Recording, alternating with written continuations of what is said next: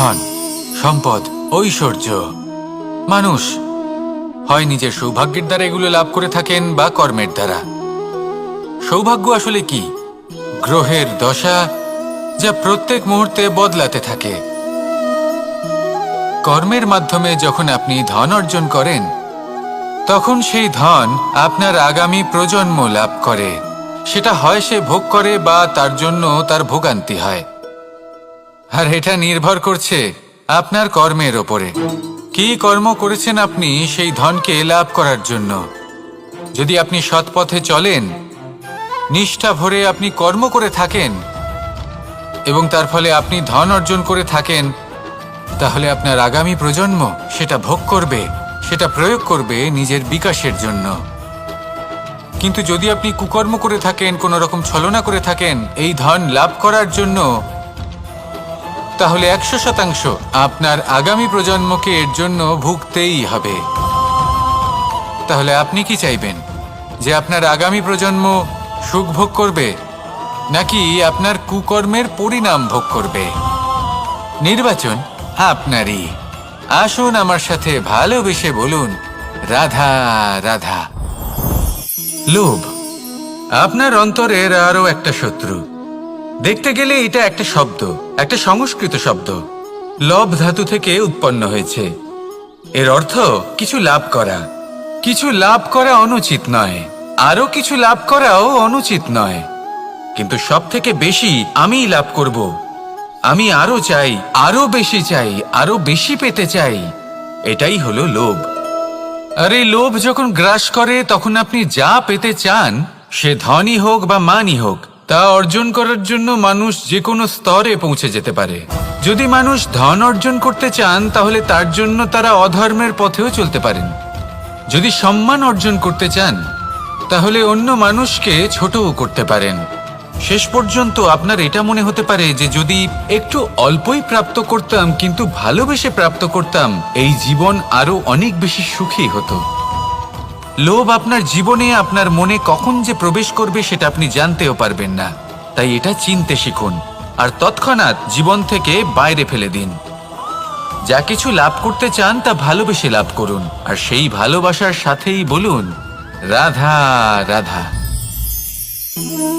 জীবনে ক্ষমা চাওয়া তাও কিছুটা সহজ, ক্ষমা করতে পারা অত্যন্ত কঠিন। ক্ষমা 2 অক্ষরের এই শব্দ হতে পারে, কিন্তু অত্যন্ত বড় এই শব্দ, অত্যন্ত গুরুত্বপূর্ণ এই শব্দ। কখনো কখনো অন্য কাউকে ক্ষমা করে দেওয়া তাও কিছুটা সহজ কাজ, কিন্তু নিজেকে ক্ষমা করতে পারা অত্যন্ত কঠিন হয়ে দাঁড়ায়। অতীতে যদি আমাদের এমন কোনো ভুল হয় যে কারণে আমরা নিজেকে ক্ষমা করতে পারি না, অনেক সময় এমন কিছু ভুল করে বসি যে বিষয় শুধু আমরাই জানি, কিন্তু আমরা নিজেকে ক্ষমাই করতে পারি না, আর আমাদের বিকাশ সেখানে স্তব্ধ হয়ে যায়। কারণ যদি আপনি ক্ষমা করতে না শেখেন, নিজেকে ক্ষমা যদি না করতে পারেন, তাহলে তা আপনার জীবনের সবথেকে বড় বাধা হয়ে দাঁড়াবে। সেই জন্য জীবনে অবশ্যই শিখুন যে কিভাবে নিজেকে ক্ষমা করতে হয়, আর শিখুন যে আগের করা ভুল আবার কি করে না করা যেতে পারে। এই মন হালকা হবে আর প্রসন্ন হয়ে বলবে, রাধা রাধা। এই সংসারে যখনই কোনো সমস্যা আসে, তখন আমরা আমাদের সব থেকে বড় সম্বলের কাছে আশ্রয় খুঁজি, তা হলো আমাদের বিশ্বাস। এবার প্রশ্ন হলো এটাই যে এই বিশ্বাস কার উপর করা যেতে পারে? পরিবারের ওপর, বন্ধুর ওপর, নাকি তাদের ওপর বিশ্বাস করা উচিত যাদেরকে আমরা কখনো সঙ্গ দিয়েছি? দেখুন, এই সংসারে বিপদের সম্মুখীন হলে কে আপনাকে সাহায্য করবে সেটা নির্বাচন করা আপনার হাতে নেই। সেটা সেই সকল ব্যক্তির উপর নির্ভরশীল যে তারা আপনাকে সাহায্য করবে নাকি করবে না। অর্থাৎ যখনই কোনো বিপদ আসে, সর্বপ্রথম তার সম্মুখীন আমাদের নিজেকেই হতে হয়, আর তার জন্য প্রস্তুত থাকা প্রয়োজনীয়। সেই শক্তি, সেই সাহস অর্জন করা প্রয়োজনীয়। দেখুন, যখনই অন্ধকার আসে, তখন সবার আগে কে আপনাকে ত্যাগ করে চলে যায়? আপনার নিজেরই ছায়া। এই অন্ধকারের সম্মুখীন হতে হয় অন্তরের প্রদীপের দ্বারা, অন্তরের আত্মা দ্বারা। তবেই আপনি অন্ধকারের ওপর জয়লাভ করতে পারবেন।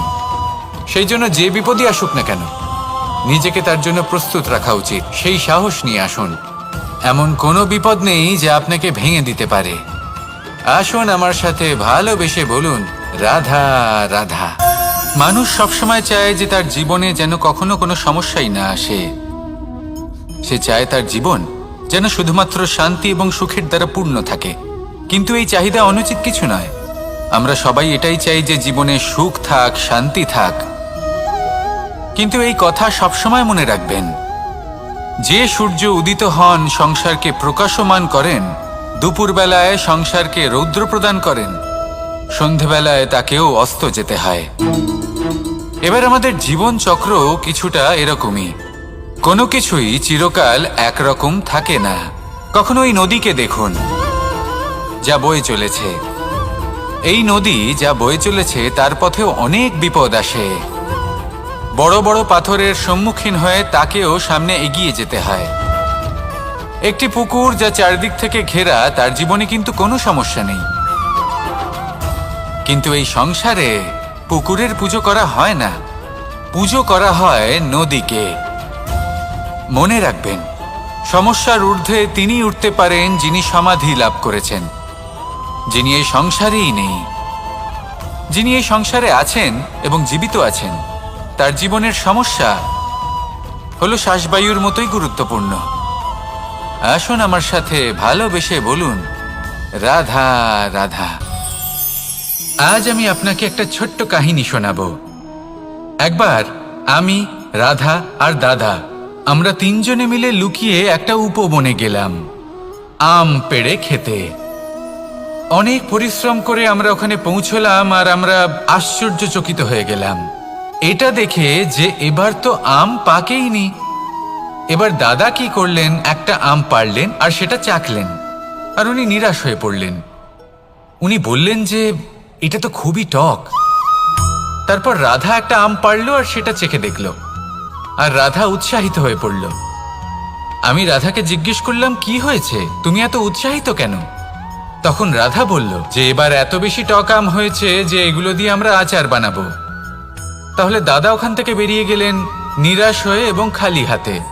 রাধাও ওখান থেকে বেরিয়ে গেল কিন্তু উৎসাহিত হয়ে, আর অনেকগুলো কাঁচা আম সাথে নিয়ে। এর থেকে আমরা কি শিক্ষা পেতে পারি? যে প্রত্যেকটা স্থানে এমন কিছু রয়েছে যেখান থেকে আমরা কিছু একটা শিক্ষা লাভ করতে পারি, যা আমাদেরকে বিকাশের পথে নিয়ে যেতে পারে। এই শিক্ষা প্রত্যেক স্থানে আছে। সবকিছু আমাদের দৃষ্টিভঙ্গির উপর নির্ভর করছে। যখনই আমাদের জীবনে, আমাদের সম্পর্কে কোনো সমস্যা, কোনো বিপদ আসে, তখন বেশিরভাগ মানুষ সেই বিষয় নিয়ে দুঃখী হয়ে পড়েন। আর কিছু মানুষ এমনও থাকেন যারা শেষ পর্যন্ত তার সমাধান করেন, বিপদকে পরাজিত করেন, সম্পর্কগুলিকে আবার জুড়ে দেন। যদি আপনি সুখের খোঁজ করেন তাহলে আপনি সুখ অবশ্যই পাবেন, প্রসন্নতা অবশ্যই পাবেন। যদি আপনি দুঃখ খোঁজেন তাহলে দুঃখ অবশ্যই পাবেন। এবার আপনি কি খুঁজতে চান, সেই চয়ন আপনারই। আসুন আর আমার সাথে ভালোবেসে বলুন, রাধা রাধা। কখনো কোনো প্রজাপতিকে উড়তে দেখেছেন? কি সুন্দর উড়ে বেড়ায় সে, এক ফুল থেকে অন্য ফুলে, এক পাতা থেকে অন্য পাতার ওপর। কিন্তু সে কিভাবে উড়তে শেখে কখনো ভেবেছেন? জন্ম থেকেই কিন্তু প্রজাপতির ডানা থাকে না। ও কিন্তু ছোট্ট একটা ডিমের আকারে জন্ম লাভ করে। তারপর সেই ডিমটি ভেঙে একটি কীট বাইরে আসে। আস্তে আস্তে সে বড় হয়, ওর শক্তি বৃদ্ধি পায়। তারপর সে সেই কীট দশা ত্যাগ করে নিজের ডানাগুলি মেলে। এই প্রক্রিয়া তার কাছে সরল নয়, অত্যন্ত যন্ত্রণাদায়ক প্রক্রিয়া, কিন্তু সে সেই যন্ত্রণা মেনে নেয়। আর তারপর আস্তে আস্তে সে উড়তে শেখে। শুধুমাত্র আকাশে উড়ে বেড়ায় তা নয়, আমাদের মনের মাঝে উড়ে বেড়ায়। এবার এই ডিম থেকে প্রজাপতি হয়ে ওঠার যে যাত্রা, এটা যতটা কঠিন, ততটাই কঠিন হয় এই সংসারে শ্রেষ্ঠ কর্ম করা, ততটাই কঠিন হয় এই সংসারে মহান হয়ে ওঠা। সেই জন্য প্রয়োজনীয় প্রচেষ্টা এবং সময়। নিরন্তর প্রচেষ্টা করতে থাকুন, পর্যাপ্ত সময় নিন এবং আপনি নিজেকে এই আকাশে উড়ন্ত অবস্থায় পাবেন। আসুন আমার সাথে ভালোবেসে বলুন, রাধা রাধা।